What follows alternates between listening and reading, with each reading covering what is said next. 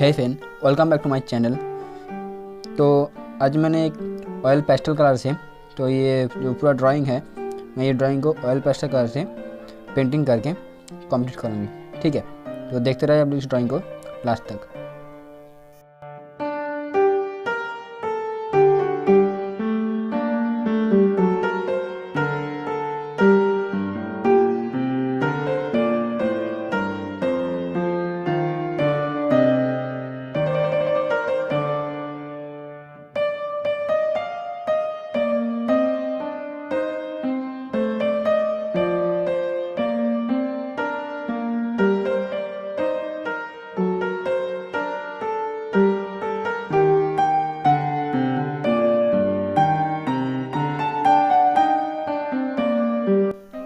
और ये tissue paper है।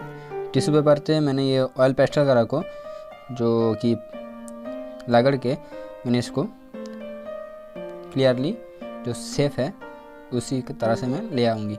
ठीक है, तो इसी तरह से मैं इसको कर रहा हूँ और ऐसी हुआ है। ठीक है, और उसके बाद मैंने इसको वाटर कलर से जो सारा जो ड्राइंग है तो उसको मैं कर रहा हूँ।